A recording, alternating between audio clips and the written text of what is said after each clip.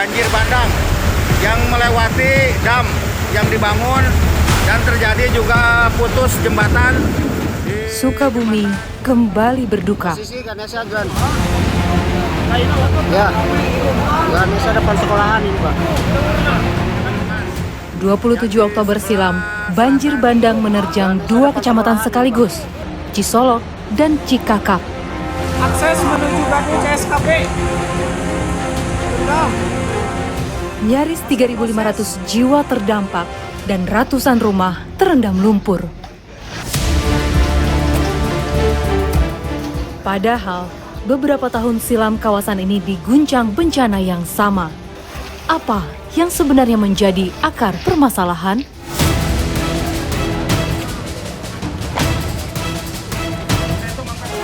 Tim Indonesiaku pun menelusuri titik paling parah terdampak, yaitu Desa Cikahuripan. Beruntung, akses yang kami lalui telah dapat dilalui setelah sebelumnya harus terputus karena lumpur yang tebal. Menaungi setidaknya 2.000 kepala keluarga, kondisi desa masih sangat memprihatinkan. Air masih menggenang di sejumlah titik, sementara barang-barang terlihat berserakan di sepanjang jalan. Seperti inilah kondisi banjir di Desa Cikahuripan, banjir bandang. Penanganannya cukup cepat, ya jadi kalau lumpur di dalam rumah itu sudah disemprot keluar, jadi sisa yang ada di jalanan. Nih bisa dilihat di bagian luar rumah tuh lumpurnya udah mulai masih banyak ya, tapi setidaknya di dalam tuh lumpurnya udah mulai keluar lah, udah bersih gitu. Jadi sekarang lebih lagi proses pemulihan aja untuk bersih-bersih. Tapi di luar juga masih kelihatan barang-barang yang emang banyak kebawa dari banjir bandang kemarin. Kita lanjut ke sana kali ya. Bencana ini bukan yang pertama kali terjadi di Cisolok. Banjir serupa pernah terjadi di tahun 1995 yang kemudian berulang di tahun 2014. Namun, banjir bandang tahun ini menjadi yang paling parah dengan dampak kerusakan yang lebih berat. Sebanyak 9 desa terdampak, longsor terjadi di 8 titik dan banjir terjadi di 43 lokasi.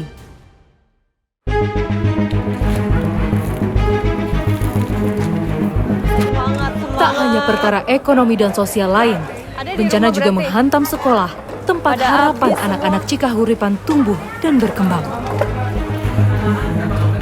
SD Negeri Cikahuripan menjadi saksi bisu banjir bandang yang tak pandang bulu. Ini teh dulu kelasnya kita tuh di sini. Sebagian dinding ruang kelas jebol, sekaligus meluluh lantakan segala yang ada di dalamnya. Oh ini dulu kelas kamu di sini ya? Iya. Kamu gimana ngelihat kelas kamu kayak gini sekarang? Sedih ya. Biasanya tiap hari kan pasti belajar di sini bareng-bareng sama guru gitu ya. Salah satu yang kini tak bisa bersekolah adalah Sera. Tadi nyampe sini jam berapa? Bagaimana tidak? Banjir setidaknya membuat 9 ruang kelas dan kantor nyaris tidak dapat digunakan. Tak hanya gedung yang terendam lumpur, Sera harus mendapati fakta bahwa buku pelajarannya di sekolah sebagian tersapu oleh banjir. Kalau rumah kamu kondisinya gimana? Aman, tapi cuman kayak baju sekolah pada basah sama buku gitu. Hari-hari yang biasa dilalui dengan belajar pupus sementara waktu.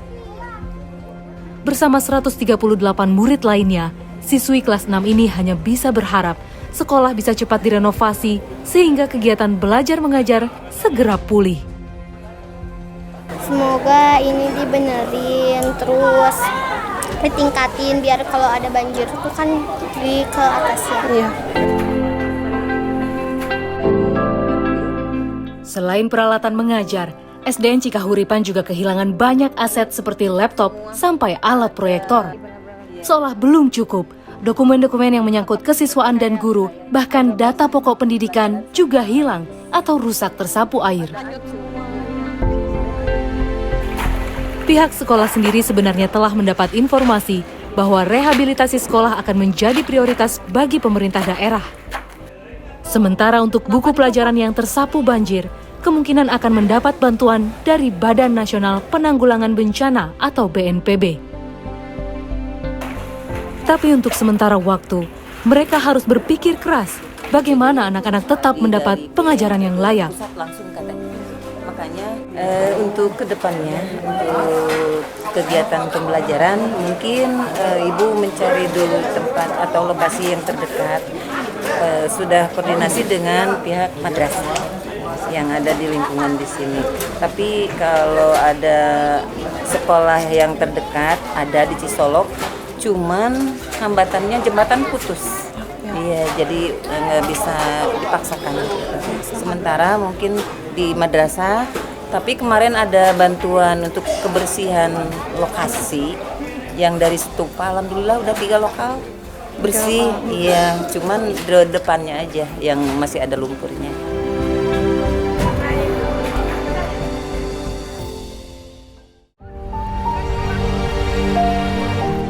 Efek tingginya lumpur juga sangat dirasakan warga yang sedang membutuhkan sumber air bersih.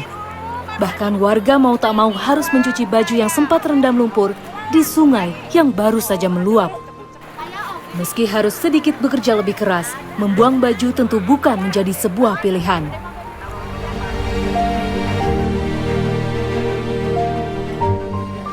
Salah satunya adalah Upen.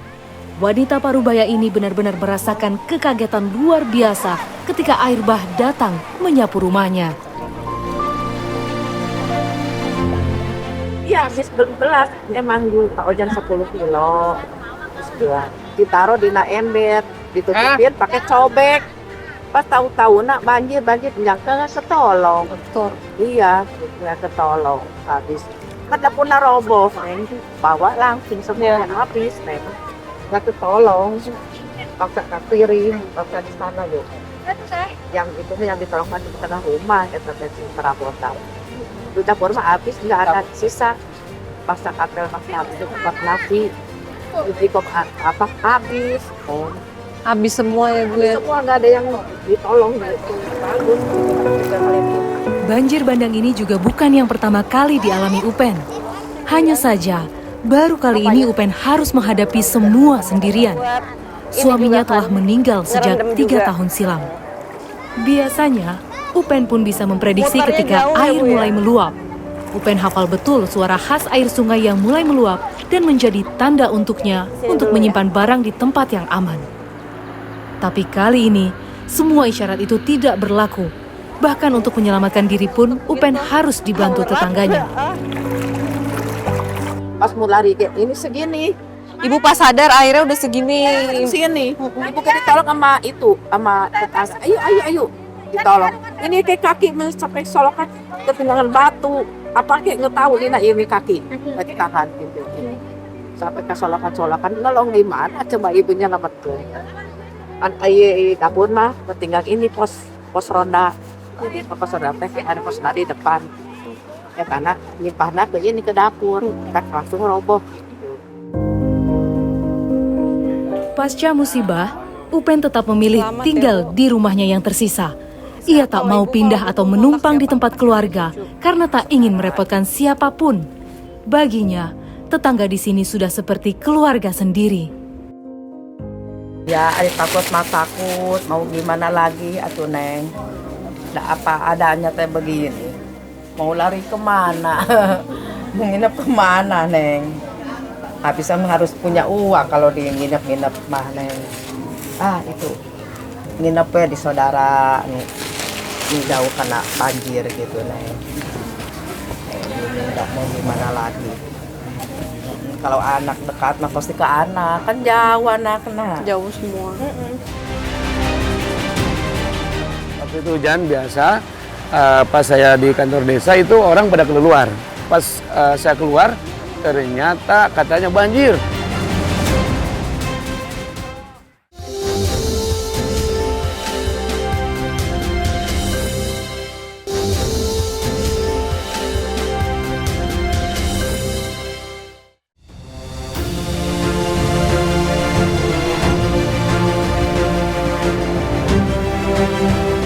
Sementara untuk warga yang belum pulih mata pencahariannya, tersedia pula dapur umum yang menyokong nyaris semua kebutuhan pangan. Tak hanya kaum ibu, para pria pun tak segan membantu kegiatan dapur umum milik Kementerian Sosial Republik Indonesia. Hampir tak pernah sepi dari aktivitas. Sejak pagi hingga malam, relawan terus memasak untuk memenuhi kebutuhan makan warga Cisolok yang terdampak bencana. Berarti mulai masaknya itu subuh ya Bu ya? Jam 3 lah kita. Jam 3. Biasanya Bu udah makan pagi. berarti nggak ada istirahatnya ya Bu ya? Istirahat. Beberapa warga Cisolok yang tak terdampak banjir pun turut serta dalam dapur umum. Pastinya yang terdampak pasti sedih ya Bu. Cuman kan masyarakat sekitar yang tidak terdampak juga berusaha semaksimal mungkin untuk membantu.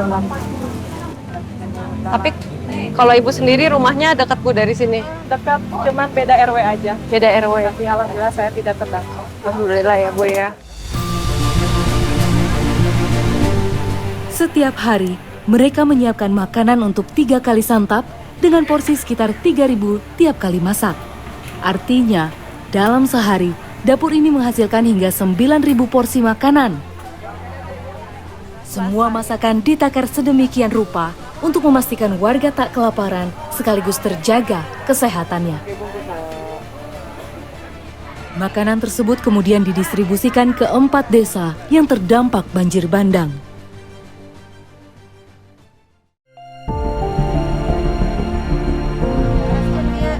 Meski bencana benar-benar membuat warga kelelahan secara fisik dan mental, beruntung secercah harapan datang dari mereka, para tenaga kesehatan. Segera setelah akses terbuka, pos kesehatan langsung hadir di tengah warga Cisolok untuk melayani pengungsi dan korban.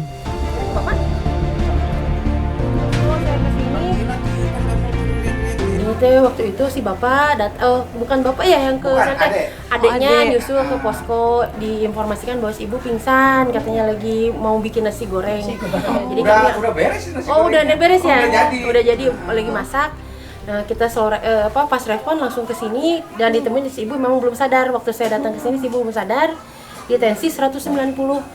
Tapi pas dia tensi dikasih penanganan awal, kasih oksigen, alhamdulillah si ibu sadar. Kesibukan warga dalam membersihkan rumah pasca banjir membuat mereka rentan terpapar kuman dan penyakit. Belum lagi, bangkai hewan terhanyut yang rawan mengandung bakteri dan juga sampah material yang belum sempat dibersihkan. Syukurnya, obat-obatan untuk warga masih tersedia lebih dari cukup. Oh, udah di rumah.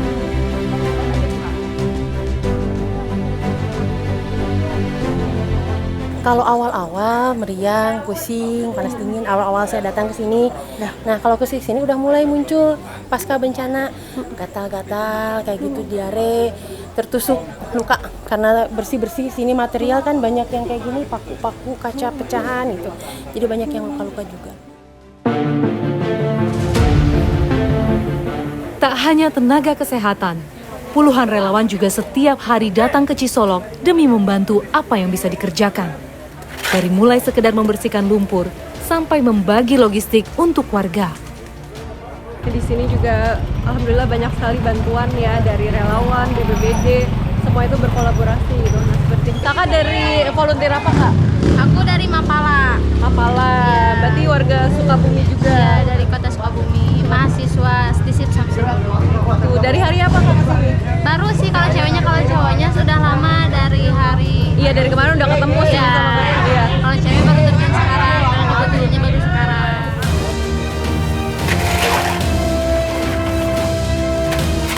Kalau saya sih masih kuliah ya. Kalau untuk saat ini masih masuk lah. Jadi saya ke kampus itu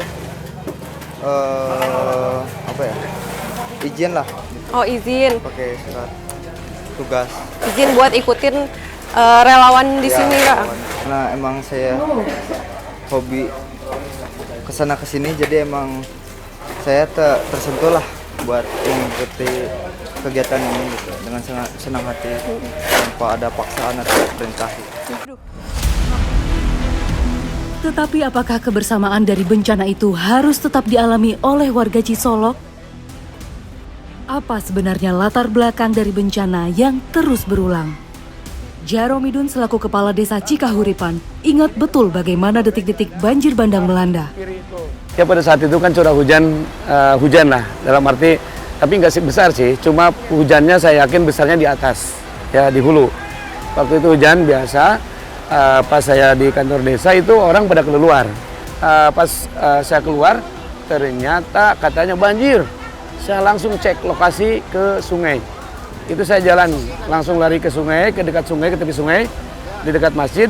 Ternyata betul, pas ke sana jembatan itu, air itu nabrak jembatan sampai ke atas airnya kan. Waktu itu jembatan belum putus.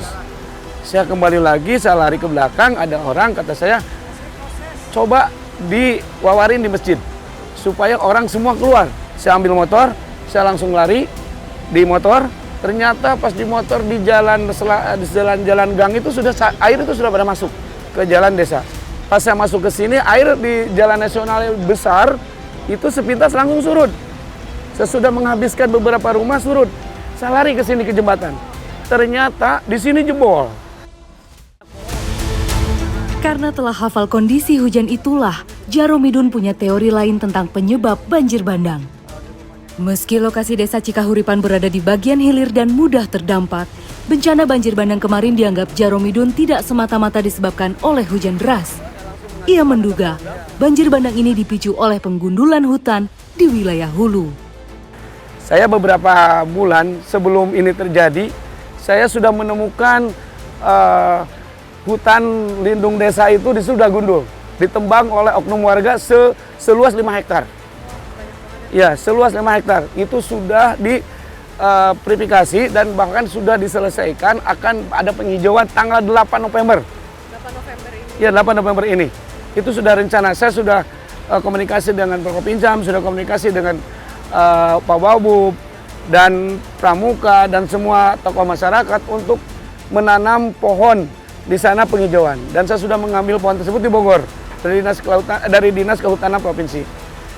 Tapi kenyataannya sepertinya, berarti saya yakin bukannya masalah tembok.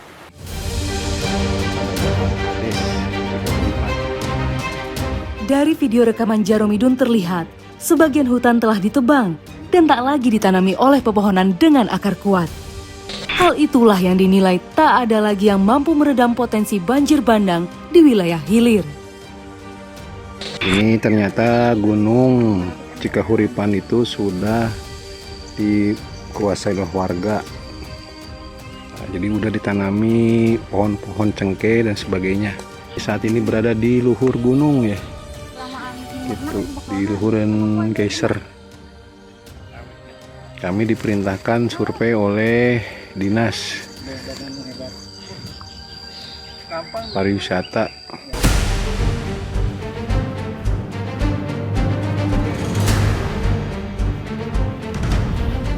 Alhamdulillah kita sudah sampai ke tujuan kita, ke puncak gunung yang ada di Desa Cikahuripan, yang mana untuk kita meng-cross-check yang lahan yang digarap ya, hutan lindung yang di Desa Cikahuripan ini yang digarap oleh oknum warga. Sudah sampai ternyata betul, ini sangat mengkhawatirkan andai kata hujan besar nanti banjir, airnya sungai yang ada di bawah akan banjir besar dan akan menghancurkan warga Cikahuripan, khususnya warga RW 01 ya. Khususnya umumnya semuanya warga yang ada di Desa Cikahuripan ini sangat bahaya sekali. Karena itulah Jaromidun menganggap sekuat apapun tanggul dibangun tak akan menyelesaikan masalah jika akar bencana tidak ditangani. Wajar saja, tanggul yang dulu dibangun pada 2013 usai banjir bandang kini tak mampu menahan debit air ketika bencana kembali terulang. Ya harapan saya, iya. Percuma kita bangun rumah baik-baik di sana, percuma kita evakuasi di sana tapi kalau tanggulnya ini dibiarkan. Karena antisipasi yang paling utama adalah tanggul ini dulu diselesaikan. Kalau tanggul ini diselesaikan, insya Allah tinggal kita bagaimana mengantisipasi hulunya di sana. Kekhawatiran Jaromidun memang cukup beralasan. Semakin lama, kekuatan banjir bandang Cisolok seolah terus bertambah. Bahkan, banjir bandang kemarin juga merobohkan satu jembatan penghubung antar desa yang tergolong cukup baru dan kokoh. Akibatnya, akses dari Desa Cikahuripan ke Desa Cisolok terputus total. Apalagi di tahun 2018, salah satu desa di Kecamatan Cisolok hilang akibat bencana longsor. Tepat jelang pergantian tahun, 31 Desember 2018, longsor dahsyat menerpa Kampung Cigarehong, Dusun Cimapak, Kecamatan Cisolok. Berada di bawah kasepuhan Sirna Resmi dan dekat dengan Taman Nasional Gunung Halimun Salak, hujan deras yang menerpa Kampung Cigarehong membawa material tanah setinggi 10 meter. Panjang mahkota longsor yang terbawa air bahkan mencapai 800 meter. Sebanyak 33 orang yang tertimbun material tanah longsor. Hingga akhir waktu pencarian, 32 orang berhasil ditemukan meninggal dunia dan 1 orang dinyatakan hilang.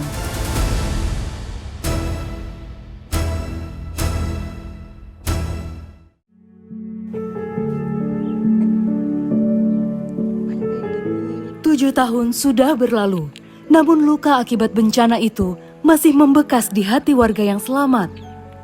Salah satunya adalah Mata, seorang warga yang hingga kini masih berusaha tegar meskipun harus kehilangan kedua anak dan ibunya dalam tragedi itu.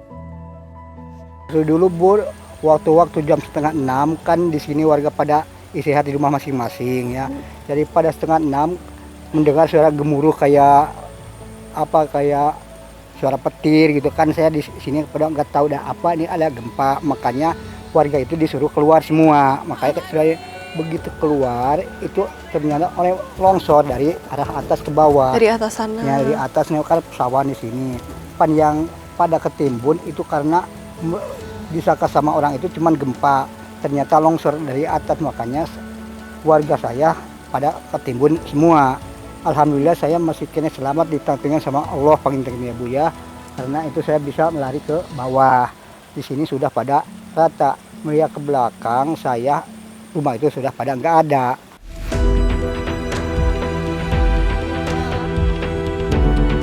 Kini, Kampung Cigarehong benar-benar hilang tertimbun tanah. Dikategorikan sebagai kawasan rawan bencana dan tak ada lagi yang menghuni wilayah ini. Warga hanya berani memanfaatkan lahan untuk persawahan.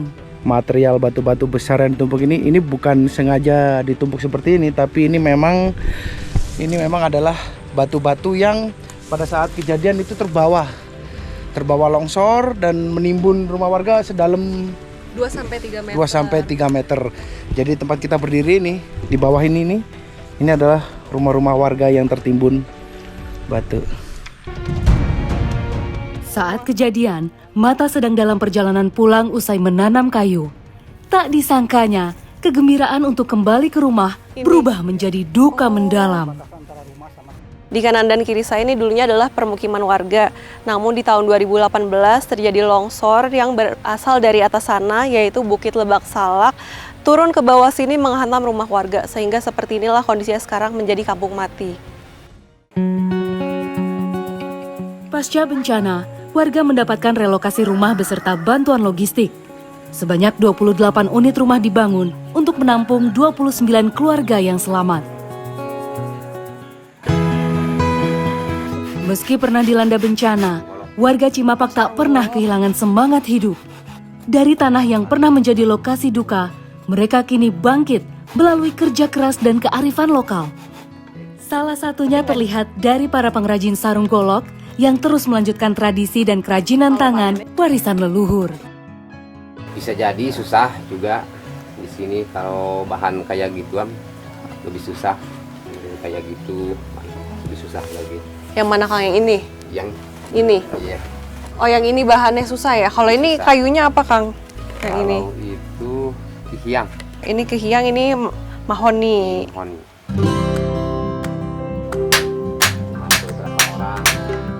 Meskipun jumlah pengrajin kini berkurang, Kampung Adat Cimapak telah dikenal sebagai sentra pengrajin sarung golok.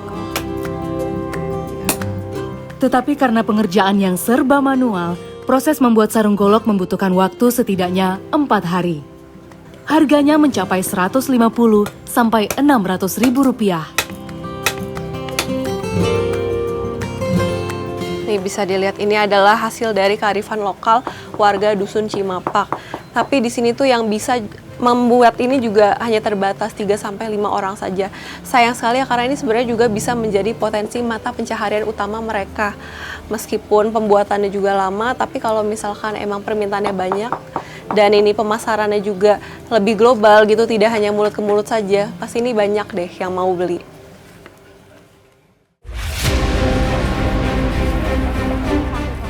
Dalam tahap pemulihan jangka panjang, pihak BPBD Sukabumi sampai saat ini masih melakukan pendataan untuk selanjutnya diserahkan kepada dinas terkait.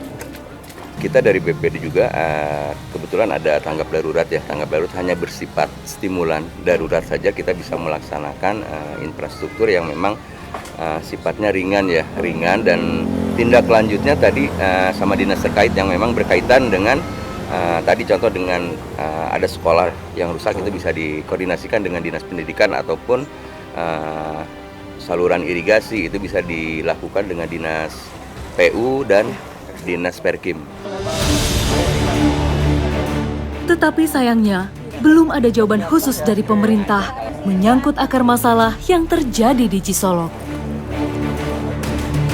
Ini kondisinya pertama, memang kejadiannya luar biasa cepat, jadi sehingga tidak bisa melakukan evakuasi apapun. Tapi di sisi lain, alhamdulillah nih, dari mulai BPBD provinsi, terus juga dari kabupaten, semua perangkat stakeholder semua berjibaku nih, saling bahu-membahu, karena kondisi seperti ini luar biasa nih. Memang penanganannya harus kompak. Yang pastinya warga perlu penanganan sing sabar ya, apa keluhan apapun segera dilayani, dan juga yang pastinya petugas kesehatan, petugas yang melayani masyarakat hari ini juga saya pastikan harus kondisinya juga sehat, diberikan pelayanan kesehatan juga.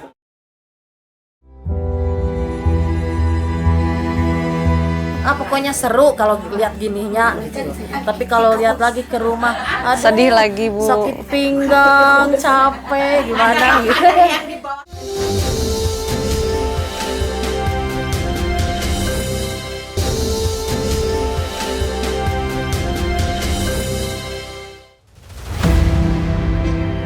Dari catatan, nyaris 40 rumah rusak berat dihantam banjir bandang dengan separuhnya bahkan terbawa arus air.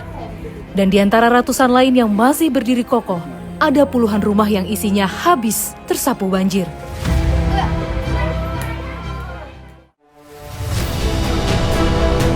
Dengan semangat kebersamaan, beberapa warga memilih tinggal di rumah tetangga yang tak terdampak oleh banjir bandang. Di tengah kondisi duka yang belum padam, beberapa justru menemukan kekuatan baru ketika mereka berkumpul. Salah satunya adalah Dedeh. Bu, kalau malam-malam gini biasanya cara menghibur dirinya gimana, Bu, biar nggak kepikiran? Gitu, ngobrol, bercanda semuanya, terus dongeng gitu, cerita aja gitu. Anak-anak tidur dari jam segini tidur, ibu-ibunya, bapaknya kan pada pulang, terus pada bangun ibu-ibunya teh. Berkumpul dengan mereka yang senasib sepenanggungan membuat Dedeh bisa melupakan sejenak atas penderitaan yang ia alami. Pokoknya seru kalau lihat gininya gitu. Tapi kalau lihat lagi ke rumah, sedih lagi, Bu. Sakit pinggang, capek, gimana. Kayak gini kan kumpul-kumpul bahagia. Nanti besok aktivitas lagi gitu. Dengan cuaca ekstrim yang masih menghantui, warga juga diliputi rasa khawatir akan terjadinya banjir bandang kembali. Biasanya, setelah ibu-ibu beristirahat, para lelaki akan bergantian menjaga rumah di malam hari, sekaligus membereskan sisa bencana. Ila, sang pemilik rumah pun tak keberatan, tempatnya dijadikan lokasi pengungsian sementara oleh warga. Menariknya, Ila dulunya juga merupakan korban langganan banjir dan longsor, sampai akhirnya direlokasi. Karena kita kan sama tetangga saling tolong menolong. Asalnya kan tetangga mau ke siapa lagi selain sama tetangga yang dekat gitu. Seperti inilah kondisi di pengungsian ya. Kalau misalkan warga di sini tidak mempunyai saudara atau kenalan yang terdekat, biasanya mereka tempat mengungsi. Disinilah untungnya mereka memiliki tetangga yang baik hati mau menampung mereka di sini. Dan untuk tidurnya ya bareng-bareng seperti ini gitu, karena ya di mana lagi tempat untuk mereka tidur.